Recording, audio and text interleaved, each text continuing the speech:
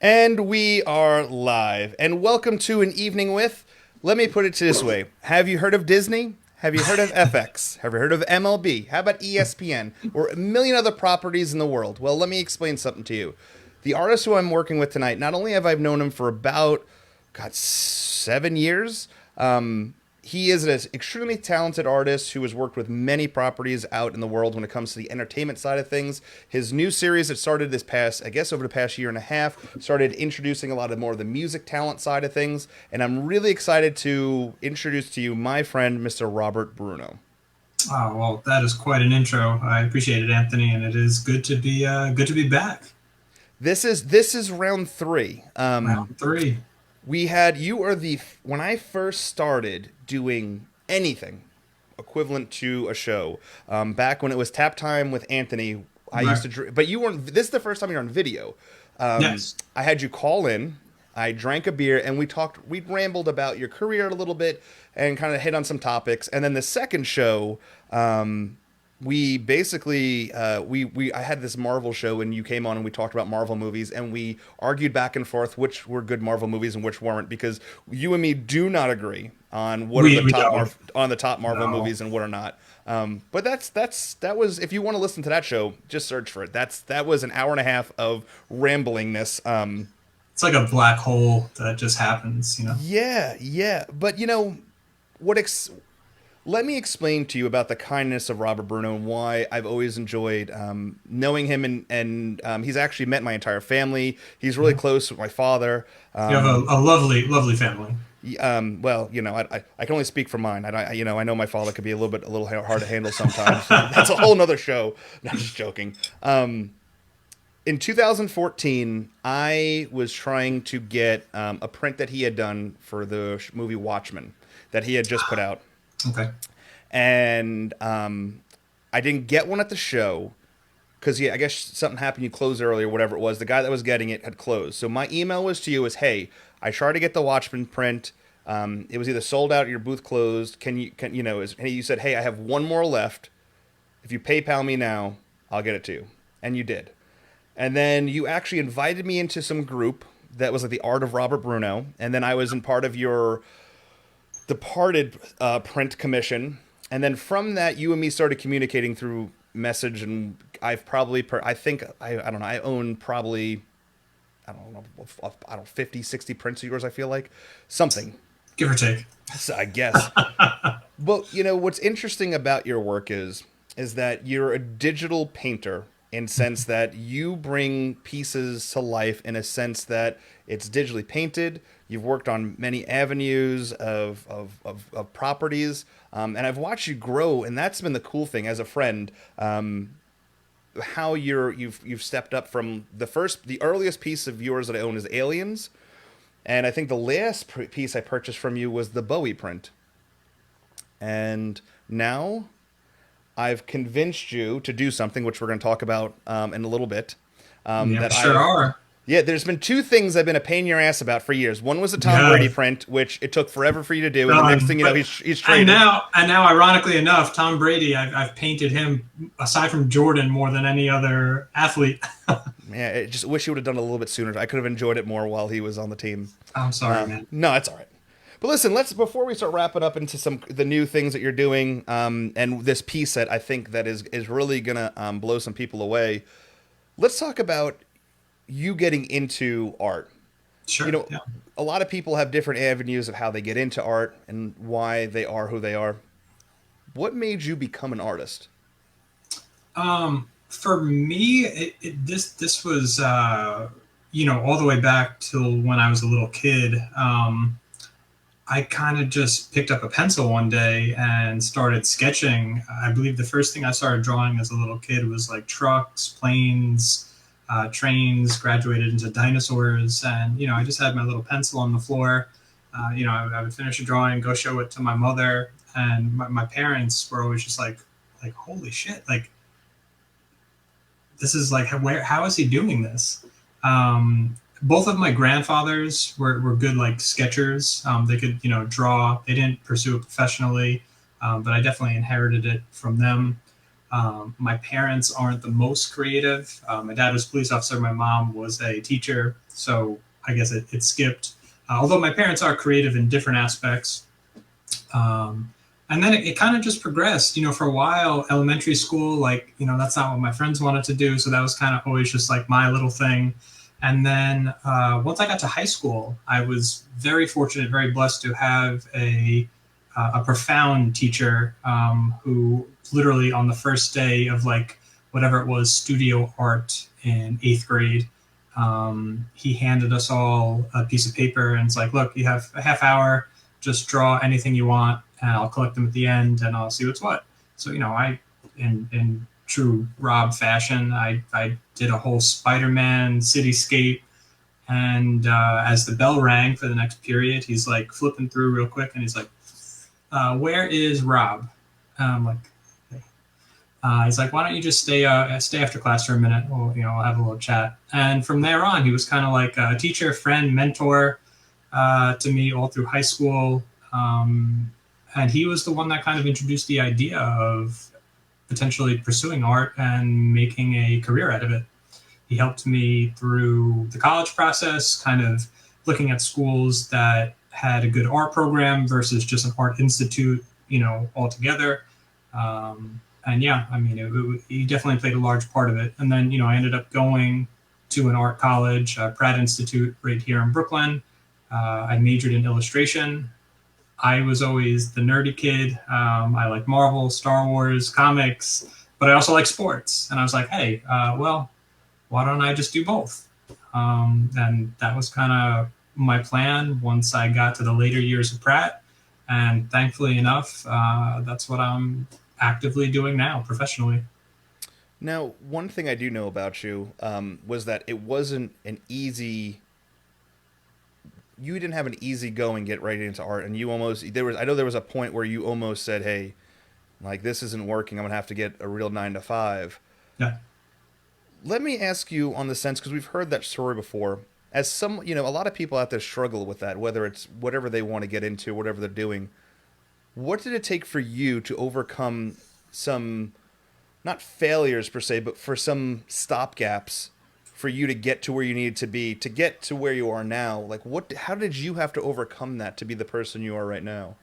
Yeah, it's a good question, and I think it's a important kind of stage for anybody dealing with adversity, especially in my line and any other, I'd say, creative freelance line. They're difficult industries to get into, whether it's art, music, writing. Um, the way it works now, I knew I was going to have to kind of drive up the work myself. There used to be illustration agencies where they would just hire illustrators on a salary type position. That's not really the case anymore. So all the work I have to get is kind of just coming from me, getting my work out there, making connections, networking.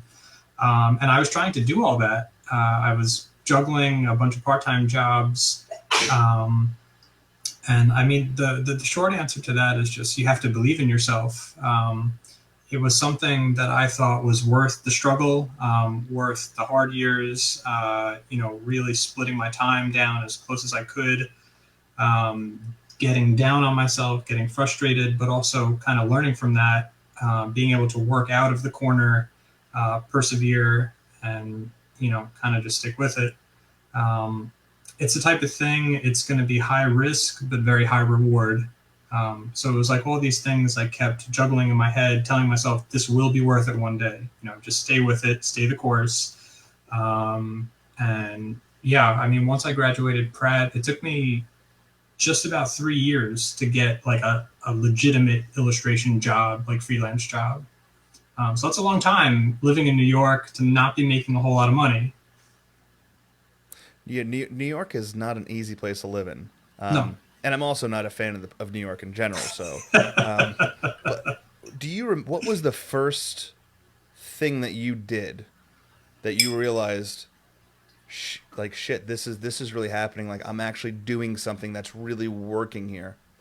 Yeah, so part of the things I did, I kind of scoured LinkedIn, and I was using LinkedIn as kind of like a database to hit the entertainment industry, hit hit the sports industries and type in, Marvel, Disney, FX, AMC, Lucasfilm, and just find a creative director, art director, graphic designer, get their contact info, and just shoot them my portfolio, cold calling, emailing, hey, my name is Robert Bruno. I'm a commercial illustrator. My work focuses in entertainment.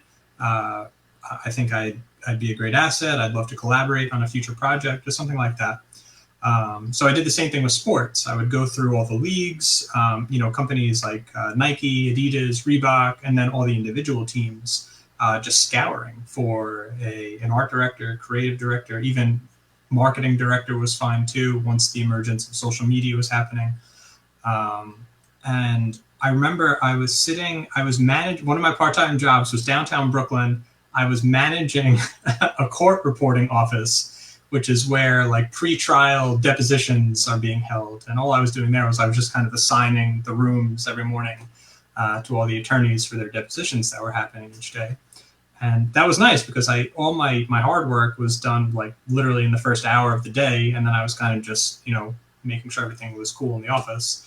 So I was able to, do some work on my computer.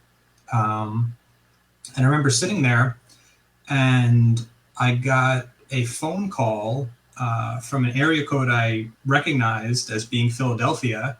And I knew that literally just 2 or 3 days earlier, I had emailed a graphic designer with the Philadelphia Eagles. So as soon as I saw the area code, at the time, I didn't know anybody living in Philadelphia. So I'm just like, holy shit. And then lo and behold, I answered the phone, hi, this is so-and-so Philadelphia Eagles. So look, we got your email. We're actually in need of an illustrator. Are you available? And, me, the jackass, I'm like, let me check real quick.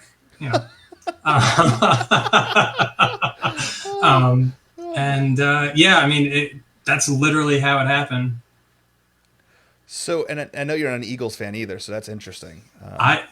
In my mind, because I am a diehard Eagles fan, that was kind of like, I'm not a huge believer in like divine intervention or fate or anything like that, but that was scary because I had messaged, 30 something teams in every league times 5 leagues. And, this is my football team that's, messaging me. Yeah.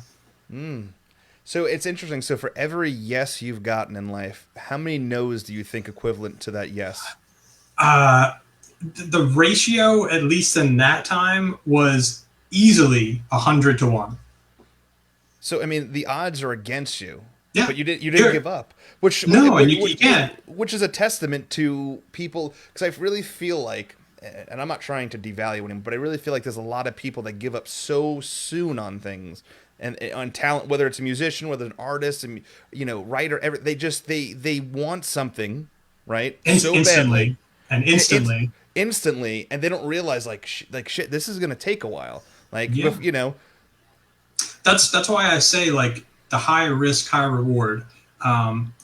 Anything like this that was so special, personal, individual to me, you better believe it's going to take a lot of work and it's going to take struggles, but hopefully you stick with it and the struggles are like lessons and then you're just all the better for it, when it does work out.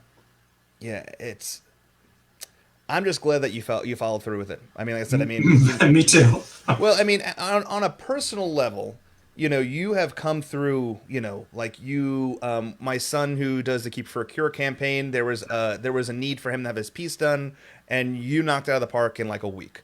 And like my kid, you made my kid feel like an absolute superstar when he saw this piece. Like he felt like a superhero. Like it was a big deal to him. And like, you even like when we met you and you like the way you talked to my kids and my wife, it was just you're just a very humble person. And it's good to have that, because there is people out there, unfortunately, that as they progress, they sometimes lose track of where they came from, and that's not something that you are. It's funny. I could even like it when I first started exhibiting at the comic conventions. People would come up to me that had followed me on Facebook already, and they'd be like, "Hey, we're so excited. We follow you on Facebook. We love your work." I'm like, "Oh, that's amazing." And they would say things to me, and this is even back in, when I first started doing the shows in like, 2015, 2016, they'd be like, I have to I have to buy a print now while I can still afford it or while you're still accessible. And I'm like, what? I never understood that. I guess that also, I've always held on to that, Sure. like stay grounded. I always wanted to be as personal and accessible as possible, whether you message me on Instagram, Facebook, come up to my booth at a show, email me. That's always been very important to me. And yeah, I feel like I'm still just as accessible and affordable as I was, back then in the early years, I guess, which is crazy to say now. Well, it's interesting too because your growth is very noticeable as well. I mean, with the watercolor paintings you've been doing Mm, recently and converting those over to prints, which has been really stand out. The most recent with the WandaVision print you did, thanks. which is really beautiful and elegant. Everything you consistently change, which is interesting because you are in a tough corner. But I also think that you're able to handle this based off of why I talked about the story just a minute ago of having to overcome struggles to get to where you are today. But I know that you were on this upward trajectory, like going Yeah, into right before the COVID. Like I remember all yeah, the shows you were going to do. I remember everything that was on the list, and then COVID happened, and it affected everybody. yeah, absolutely. But I also know that it hit people that relied on conventions or new properties coming out that you can attach yourself to. So no new movies coming out, no new properties coming out, conventions are taking away, Even all the and no, sports. yeah, sports are canceled. How did you as an artist have to change things up to make sure that you could survive? Yeah, I mean, you're exactly right. I mean, I want to start by saying that while obviously I had my struggles and I had to deal with my own issues where I had to pivot, my business and all that. I do consider myself very lucky. I'm able to create stuff with my hands. I know a lot of people aren't afforded that, and I know there are obviously people that had it way worse than me. So I always, before I, even when the first week it happened, I took the time I needed to be upset, to be angry. But then I had to like just get over that. I had to accept the fact that this is happening to everybody. People are going to be hit harder, and just figure it out. I mean, because what else can you do? Um, and yeah, I mean, you're absolutely right. I kind of went into 2020 rolling. I had just worked with my third pro sports team. I did the season tickets for the Indiana Pacers. That job had already led to another job with the Chicago Cubs. It was the same agency that kind of represented both teams. So I was done with this piece I did for the Cubs. It was for the opening day. It was like a poster that they were giving to everybody. Mm. And I just remember that day. It was almost like within the same 24 hours, I got notified that all of my upcoming Comic Cons were canceled. And then that job was at the time put on hold. But then the next day, each league one by one announced that they were either pausing the season or canceling the season. Um, and in my head, it was almost, I knew how serious it was, but I remember like my initial reaction, I was just laughing. I'm like, you've got to be kidding me. Um, but then it was like, well, okay, you can't do shows. You're not going to have commercial work for a while, as you said, with the entertainment side of things as well. What can you do? Well, you have this incredible audience. You have this very loyal and very dedicated group on Facebook. You have a supportive following on Instagram. Let's just double down on that. Let's pay more attention to all of your wants, your needs, projects you guys want to see. Um, let's do a better job at planning like group projects for everybody in these groups and on my platforms. And let's just grow. Let's try different things with my digital work. I wanted to do something, I guess, even like therapeutic that was different than digital, which was my watercolors. And slowly but surely, I pivoted, and now I would say I'm like fully acclimated to just this like near 100% just stay at home, releasing prints on a weekly basis kind of routine. It's interesting, and I'm wondering if you're going to have this outcome too. I feel as though the pandemic slowed me down. Like I Yeah. don't, I've, I stayed home. I worked on the house more. I built a studio. I'm remodeling a kitchen. I'm spending more time with the family.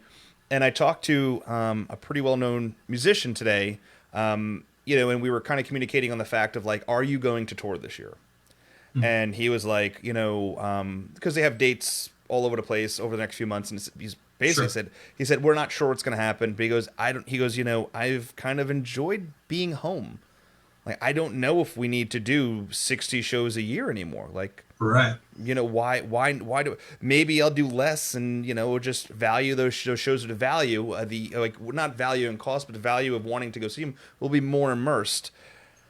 And I kind of when we got off the phone and it got me thinking, I'm like, I wonder how that's going to affect a lot of people because Robert, I know you were part of a lot of Comic Cons and running and bustling.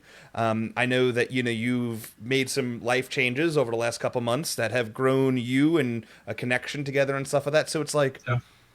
are you as a person gonna go in? It's let's say tomorrow all the doors open, all the Comic Cons are gone. Are you gonna jump back into that? Or are you gonna start picking like, maybe I won't go every week, maybe once a month? Oh, for sure. And I couldn't agree with you more in terms of slowing down. I think one thing the early months of COVID and the lockdowns did was it forced you to appreciate the things you still had. And for me, like I love what I do. It doesn't matter if I'm at a show, working on a commercial project, or creating something for myself. I love working. I love doing this. So it was different, but at the end of the day, I'm still happy to be doing this. Yeah. As far as the shows, I had already planned to cut down the shows just because I had started to notice, I'm getting up there in years now. Dude, It, it, hold on. We're getting up there in years. Robert, how old are you? Sorry. Wait, no, how I, old? I turned 30 last year. 30. Dude, Yeah, that's we're getting up there, man. getting up there, my ass. 30 years old. Jesus Anyway, Christ. what I'm saying though is I started I was doing at one point about 15 shows a year. So it was one a month, sometimes two, sometimes even three a month. I just noticed it was starting to tax my body. I was getting sick more often, even just colds from the constant flying, Sure. being around, all the people in the convention center, not getting a lot of sleep, not eating properly, not exercising properly on the road. So I had already planned to cut down my shows by like half. So that will still be the plan, and now it'll probably be even less. Because now I've also seen how rewarding it is to just be able to work without travel interruption at Sure. home, which really is something. Like I have noticed that the fact that in my head I don't have to plan a project knowing that like in 7 days I have to pack and go to a different state. It's been a much more cohesive way of working, which has been really nice. I can do multiple projects at one time because I don't really have to plan for anything else. I can do private commissions. I can do digital work with traditional work. I can be way more fast and efficient getting all my print orders out.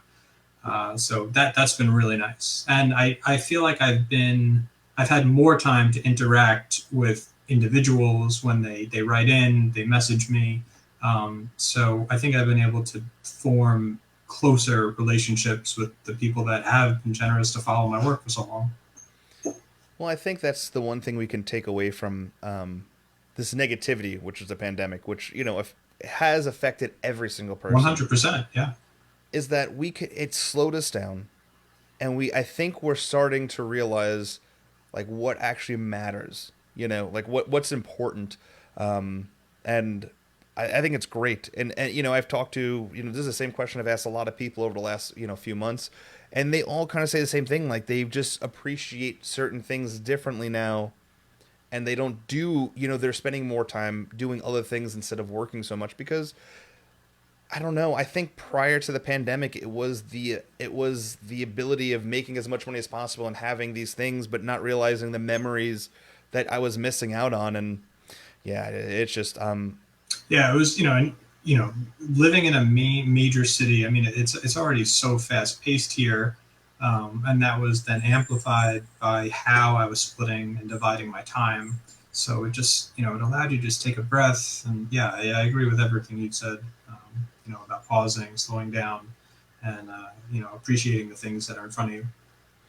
Well, that's great. And I think the one cool thing too, and you mentioned this numerous times, and you do have an extremely loyal fan base I really do. Yeah. online. I mean, there's a bunch of people messaging right now about the Mandalorian set and how Lynn's husband loved it. Craig's talking Thank you, about Lynn. he wants you he wants you to make or Kirk Gibson and 84, That'd be 84. cool. Yeah, that'd be cool. So and then someone called you amaze balls at one point. So I do see it, and the crazy thing too is it's like I think you're the only artist I could say. Like, I bought my father his first piece back in, oh God, 2016 or something like that, and it was your piece. It was a Joker half face thing Yeah, yeah. back, but that was a long time ago. And then you've met him, and he's gotten into art and stuff, and bought a lot of stuff from you too. And but you've been real, gracious to him, and there's that fan like it's just there's a connection with your artwork and how you portray it and how people perceive it that is pretty unique, because I feel as though that there's a difference between, because I will tell you this, there is a couple of artists that I've collected for years that I've just kind of, as the years gone on, I might like the art, but I don't like the artist per se anymore, and it's just Sure, real easy to get rid of, where I've never gotten rid of anything of yours. Like, it's just it now, some of it does sit in a flat file, sure. because 70% of everything on the wall is, Pearl Jam related in my house. And if you know me, if you're watching the show and you were watching it because of Robert Bruno, and you're not watching it because of me, then, and I'm pretty sure that's the reason. Pearl Jam is a huge part of my life, and I've seen them more times than like to admit. Just people that are listening that have no idea about Pearl Jam, so we're just gonna leave that alone. But one thing I've been on you for a very long time is, and we almost did this 2 years ago, said, we got to do something for Pearl Jam. And this is when you were busy, and you're like, we can try it, but it just never worked out because you were super busy. Yeah. And we had talked about doing another interview, and I said, well, if we're going to do an interview, I think I said, what is it going to take for you to do a Pearl Jam piece? And you said, well, I have the time. I can do it. Do you think people are going to like this? And I said, listen, I'm a betting man. And I said, I would feel as though the Pearl Jam community would inspire to have something by you. So I asked you, and over the last couple weeks, you've been sending me progression of this piece that we're going to show here. And I am going to tell you this. And if this is, I think this is show number 47 of the Touring Fan Live. I am extremely particular about what's behind me. Like, these pieces are extremely important to me. I will tell you that this is getting moved, and the piece I'm about to show you is going to go here. I think it's absolutely stunning. What I'm going to do, Robert, is I want you to talk about, first, Okay. before we show the piece, I Yeah. want you to talk about why you finally caved into me being, is it either A, because I'm a pain in the ass and you just said, fine, enough is enough, I'm just going to do this to shut you up. Yeah, And that's it. then that was it. Okay, good question. Good answer. Kidding. Let's talk about, why you did this piece, Yeah. and, a little bit about the piece, and then we'll show it. Yeah, I mean, it kind of just came down to scheduling. Also, as you mentioned earlier, one of the new series I've kind of tackled in the last year has been divulging into music. Some icons that are, some of my favorites, and now, I have a list that I'm just trying to run down of working in different genres, different styles. Now I've done mostly solo acts. I want to do some groups. So this kind of also just fit into that organic progression, and some of the new things I've been working on. I knew of Pearl Jam. Obviously, I know a lot of their main tracks. So obviously, like I do with all my music pieces, I was listening to them while I was working on it. One thing I've always noticed and kind of thought about their sound was it had like an atmospheric quality to it. So that's kind of the word I had in my head as I was designing this. I also thought it not in a dark, like gothic way, but like cooler type tones like blues and violets. When I hear the style, their sound, that's what I think of. So that's why you'll see it in a sec. That's why I kind of chose the palette I did, and then balancing it with just a like a kiss of warmth on one side of it.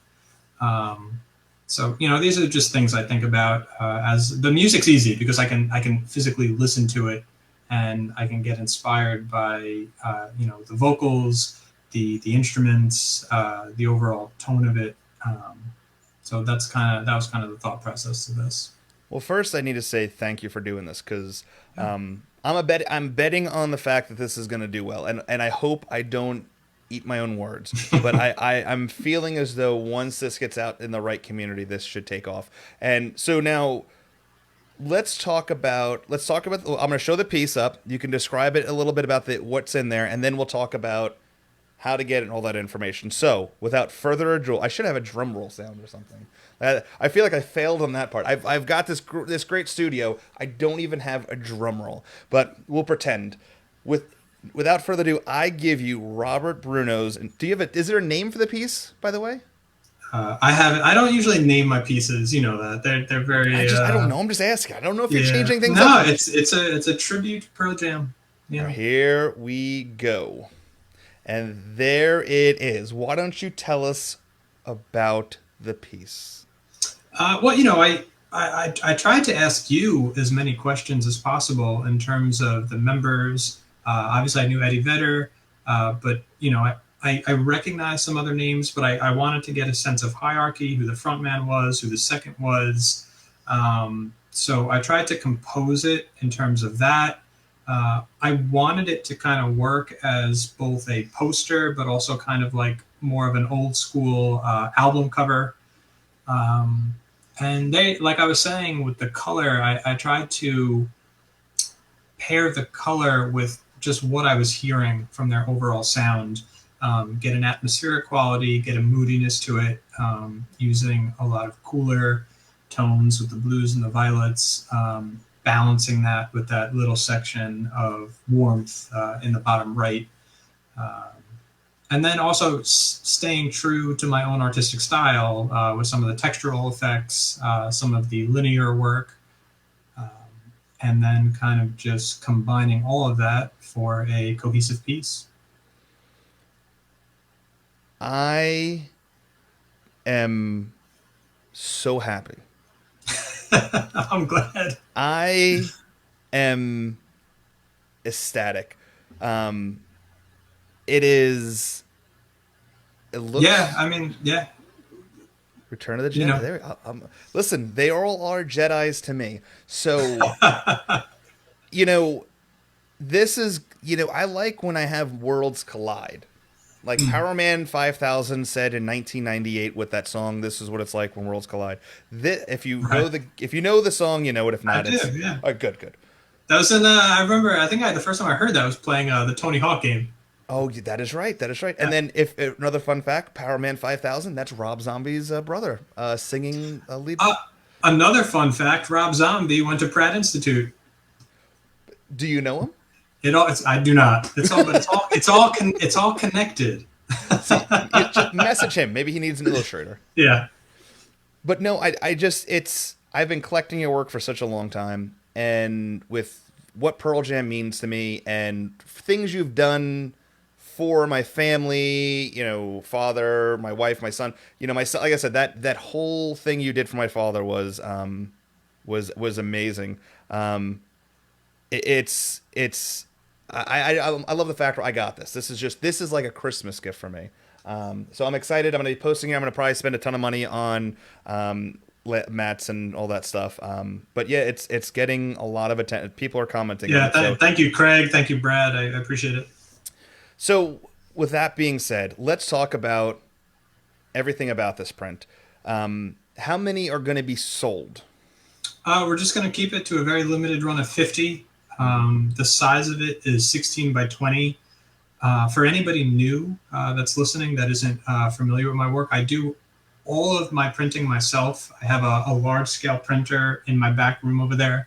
I do color corrections, I do proofing myself, and then I fulfill everything myself. So I will be hand packing them and I will be hand shipping them to everybody. And what I'll say is, as soon as we finish here, I will have them up in my shop, and I'll send you a link to share. Now, my $1 million question: Yeah. is there going to be embellishments available for this print? Excuse me. I mean, we certainly can. It lends itself to it. I don't like to go overboard with that because I always want the artwork to dictate. Like some people ask me on some pieces, and I honestly tell them, like, I just don't think it's going to add anything to this piece. So I politely say no. But for this one, I could see it, because it's a clear, a violet, warm to cool. We can do some, colors of orange, violet. I will make an option for embellishments. Yeah. Nice. So if you're listening and because I just saw it come up. And even, I'm sorry, for people that are listening, when we're talking about embellishments, what I do is I print out the piece, let it dry, and then with acrylic paint, I kind of just paint in little accents, following the patterns that you see in the print. But then it gives it like a three-dimensional quality, with some, tangible textures, and it's a nice effect. But it's also going to be, that's a unique one off. Like that Yeah, one you're one of getting, one. no one else is going to have. So he Yeah. makes it even more special. And listen, I know Pearl Jam fans, and the ones that are commenting, I know everyone loves having that unique piece in their house. This is something great. So listen, I'm going to, before we move on to the next thing, I want to make this statement. Look at Robert's work online. Look at the guy. He's a great guy. This is the time to support the right people in this world. This is one of those people. I am asking you, if you're watching the show or listening, check out his work. Buy this piece. I want this sold out in 7 days. Like, I want this sold out. This helps him out. It doesn't make me look like a schmuck. And then in a couple of months, when I say, "Hey, listen, I got this other crazy idea for a thing," he might do it quicker than the 3 years it took me to actually get him to do this, which I'm excited he did it. So what we're gonna do is, as soon as the show's over, Robert's gonna be posting this onto his website. He'll Yeah. be sharing the link with me on my Instagram and the Facebook page. We're gonna have the links with the preview of this up there, so you can see it. People are texting me. Hold on a second.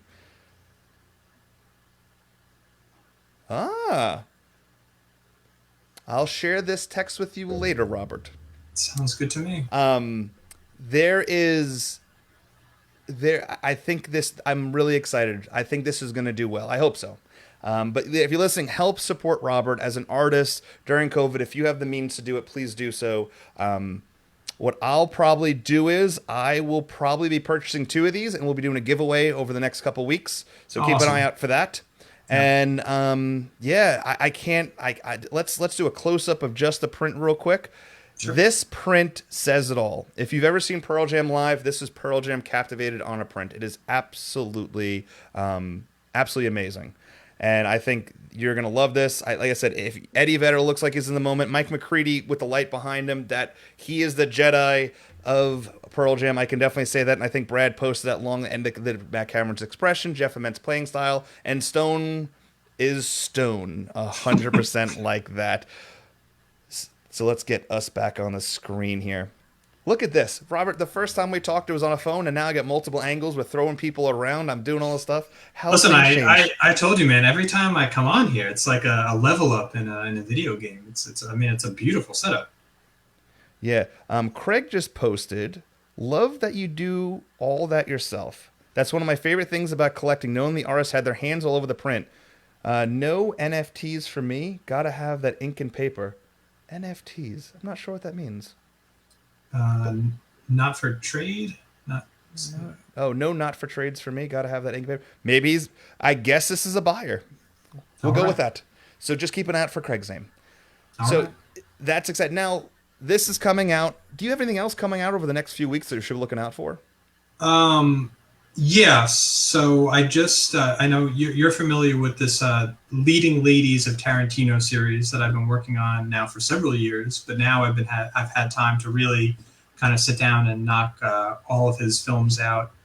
So I just finished Kill Bill, which was I was like kind of saving that one because I know Pulp Fiction is my favorite film of his, but I feel like a lot of people regard Kill Bill as kind of like the pinnacle because it's, you know, 2 volumes. It's this masterful story, paying homage and tribute to all these other film genres, you know, from the past with spaghetti westerns, Mm-hmm. you know, like Seven Samurai and all that. Uma Thurman was absolutely incredible in it. Great supporting cast.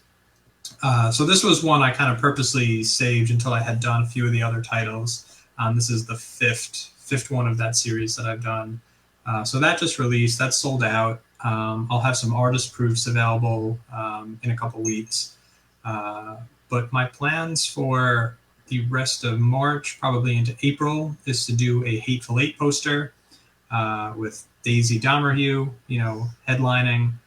I do have 2 commercial jobs. One I just found out about last night that I can't say anything about, but I am Ooh. super excited about. I can say that it has to do with the sporting world. Although one of them, so I have one sports, one entertainment. That's just my ideal balance. And then, you know, small, like I do the sketch squares of marker. I'm doing the Mandalorian series. I think Lynn commented on that earlier. Um, and I want to continue the music series. I'm glad I mentioned to you a lot of the music pieces I've done so far have been solo acts. I've done Elton John, Hendrix, Freddie Mercury. So I'm glad Pearl Jam got me thinking in how to do more of an ensemble piece, you know, with a group showcasing each member specifically, but also having a hierarchy with that. Because one of the next music pieces I want to do was for the Rolling Stones. So this is a Ooh, okay. very nice kind of transition into that. So hopefully that will be coming in April. And then, you know, we just take from there. I like that I have like a rudimentary schedule for myself for the week, the month, but it's a lot easier for me to kind of like, you know, shift and slide things in right now because I don't have to worry about traveling. My commercial schedule up until now has been a little bit lighter. So, you know, I kind of just take it as it comes. Yeah, Brad makes a good point. Were there any women in Reservoir Dogs? Random woman screaming in Yeah, the street during Brad, the shootout. I have thought about this for years. That is the one title where The I've just waitress. blank. Yeah, but She doesn't. I don't know. It's the only thing I can think of.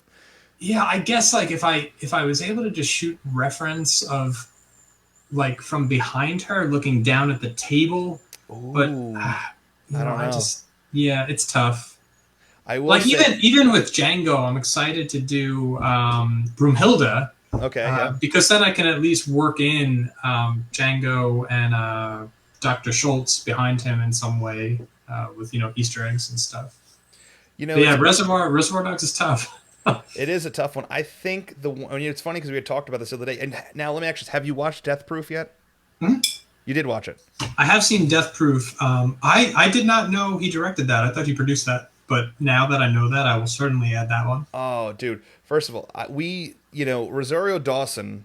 Well, Mm. because Zoe Bell is most like that's the picture most people know of Zoe Bell, but Rosario Dawson I think is like the real standout from that movie.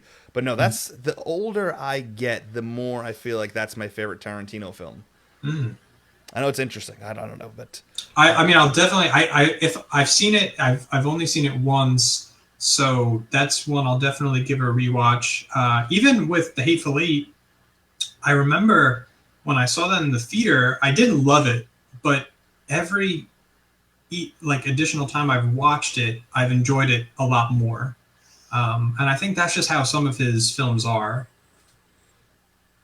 yeah, I agree with you. I just got a comment that really hits. So you said the next band Prince can be the Stones, right? Yeah, I think this comment works out good. Pearl Jam opening for the Stones has always been good. Pearl Jam has opened up for the Rolling Stones. I Brett was didn't know that either. that was yeah, they did it in Philadelphia. I think it was only in Philadelphia in 2005. Um I think it was just Philly. They opened one show for them in Philadelphia. That they Stones were doing that huge like stadium tour outdoor with a massive screen, and they had Mm. a bunch of people. When I saw them, Trey Anastasio open up for them, which was disappointing because it was literally the night after Pearl Jam opened up for them. So that was kind of depressing on my end. But Mm. No, definitely. But yeah, that's interesting. That's a fun fact. Brad is a friend of mine. He is. If you want to know anything about anything, he knows everything about everything. You gotta have that friend. Oh God, he is a dear friend. He knows everything. Every time we talk, he throws like a random fact out about something, and I'm like, what the fuck are you talking about? But it literally Right. has everything to do with what we're talking about. I just have no idea what he's talking about. But it's good stuff. So no, everything's good. Dude, I can't. The Kill Bill print's amazing. I'm super glad Thank that you. sold out. That series, Pittsburgh as well. Absolutely great stuff. Yeah, man, dude, the sky's the limit for you. And like I said, I think that you took the abilities of everything that you struggled with in the beginning, utilized it through the pandemic to not develop yourself, but to find a way to make yourself work with everyone you had behind you. And I think it's amazing, and I'm so happy that everything's working out for you. And like I said, I know that you have now drinks paired with your prints because We do. which My is lovely girlfriend, that's become her kind of quarantine hobby and now passion. She's getting really good, I've got to say. I hear her listening to master classes in there, learning about oils and bitters, and I'm like, all right, this works for me. oh yeah. No, I unfortunately I just do my show. No one feeds or drinks to me. So unfortunately, my Sorry, wife. for episode 4, I'm sure you'll get that sorted. Okay, okay. Hold on a second. Alabama Whirly, Yeah, it's from True Romance.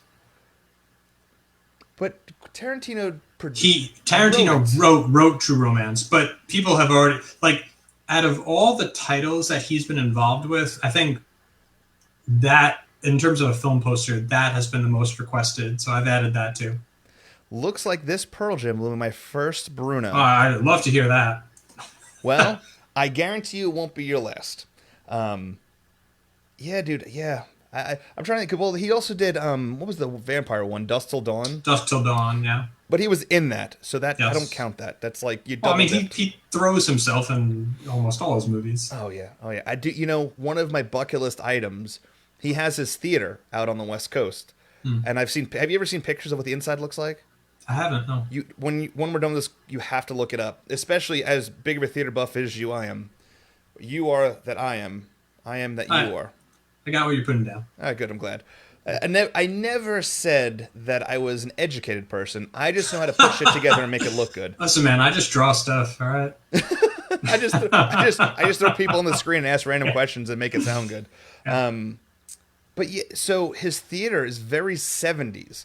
Like the way it looks and it's done, but the technology behind it is hidden. It's yeah, I'm super impressed with it. One of the radio shows that I listen to, Jim Norton and Sam Roberts on Sirius XM radio. Jim went out and actually went and saw a movie out there pre-pandemic, and he was like, I felt like I was stepping back into the 70s seeing a movie, but it was IMAX and it was crystal clear and it sounded great, and he was just so impressed by everything. So that yeah, it's on my bucket list of things I need to do. So definitely do that, but. To look forward to it. That's got to be trippy. Yeah, listen, I've worked at theaters my entire, well, not my entire life. I mean, it's been a while, but like my first job, second job was a theater job. I did that all the way through middle school and high school. Then when I got out of high school, I worked at theaters all the way through college. I got my career job. Well, what was my career job at the time? Took a part-time job at a movie theater just to work there. My check was irrelevant, but like just to Right. work there, and like I built a theater in my house because like with a popcorn machine and all that stuff, because I just Oh, like that wow. aroma, like I like that whole experience of like sitting there with your family and you're all locked into the screen, and get lost in a movie, and I don't know, something really cool about that. That was, it's funny, like, one of the, like, just kind of reflecting, that was definitely one of the things I've kind of missed most about my daily schedule, my day, like weekly routine. I'm lucky enough to have an Alamo Draft House right here, which I know their future is a little shaky right now. Well, But not after the news that came out today. They well, I heard they filed for bankruptcy, but from every comment I read and every article I saw, it was really just a restructuring. Correct. Yeah, they have two partners, one from Canada and one Yeah. from Europe, that are Yeah. purchasing like 60% shares in it to take Mm. on the debt that they will take it on if the Chapter 11 files, and then their purchase will then equate to a year's worth of salary or Mm. something that will offset them to get them going in a year, but they will not close any, and then the four that were in pre-built status prior to COVID will continue to be finalized so that it can move forward, and that will also offset like because a lot of them are franchised, like they're not all privately owned, Right. they're all they are privately owned, they're franchised, so that will also help offset the cost of those franchisees and their franchise payments or something. So, and the only reason I know this is because I'm heavily involved in the stock market here recently, and I almost bought stock in Alamo today after reading that, but I'm like, I'm gonna hold off anyway. Yeah. All right. So there's my info. Um, but that was what I did that every Friday. That was kind of like my what became, I guess now you consider it a mental health day. Sure. And yeah, I took 2 hours. Sometimes I had a movie in mind that I wanted to see. Sometimes I just saw whatever was playing. I would be going at like noon on a Friday. So oftentimes I'd have the whole theater to myself, had a little snack, had a drink. And then, that Friday, usually it was a Friday, then I would just do like non-creative work. I would kind of pack prints. I would plan things, email, social media. It's like those little things you just miss. I just hope eventually that goes back to normal. Yeah, that is 100% the truth. I don't know, man. It's tough. It's kind of like, with concerts. Like concerts and movies are two things that hit me the most. I mean, I was Yeah. supposed to see, I don't know, I think it was like 11 shows at one point when Pearl Jam Wow. was touring last year. And, that's all gone. I mean, I went to if not three concerts a month, two, three concerts a month, just randomly places because music was a big part of me. But yeah, movies and yeah, it's just so weird. But it's like, how quick do I want to jump back into that? Because I've gotten comfortable with like watching movies at my house now, and I've gotten Sure. comfortable with like not going to the movies as much. I don't know. It's like I'm getting vaccinated on Friday, and it's Nice. great and wonderful. But it's like I don't know, man. It's still like there's just this different side of me that I'm like, it's like conventions. Me and my wife, and we've gone to a ton of, this. I've Yeah. ton of conventions. I don't know when I'm gonna jump headfirst into another convention. Yeah, it's fair. But well, listen, Robert. First, I want to say this. I want to thank you again for like I said, I've known you. I guess it's been 7 years, which I can't believe that right now. Yep. I mean, I knew you before I had my daughter, which is weird. That is wild. That is really wild.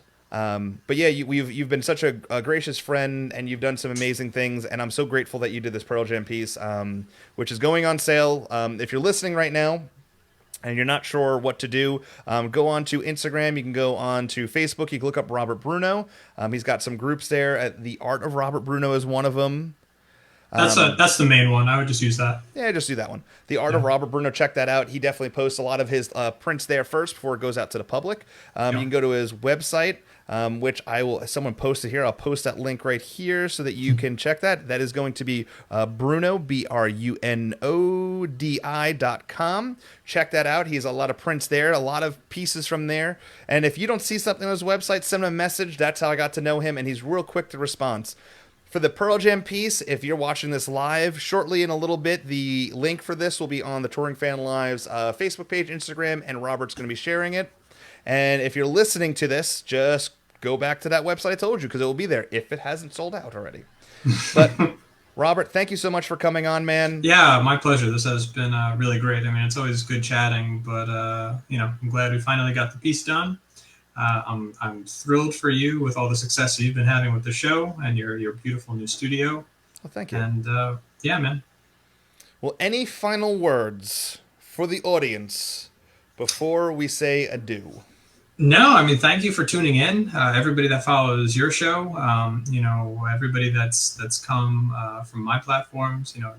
I'm always happy to share and divulge insights with all of you. Give you a little background into my career, upcoming projects, all that. I'm always just happy to be here. Love what I do.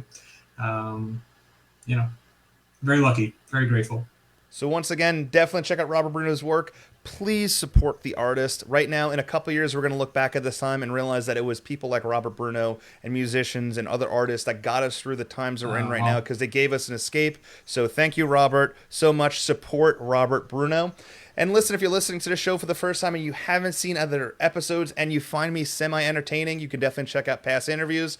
From this past week, we had an interview with Tyler Ramsey, a musician, artist, absolutely amazing. Last week, Jason Hill. Next week, we have some big announcements coming up tomorrow. The lead singer of Candlebox, Kevin, is coming onto the show and doing an interview at a really random time, so more information coming from there. And if you want to check out this show and all the other shows, we have a podcast. Check it out on all of our platforms, Spotify, iTunes, Deezer, Google, and all of the other places you listen to iTunes. Just search The Touring Fan Live. Give it a listen. Give it a subscribe. I appreciate it. But until next time, I am Anthony Krzyzewicz. That is the talented Robert Bruno. Thank you so much for tuning in to The Touring Fan Live. Until next time, keep buying Robert's work.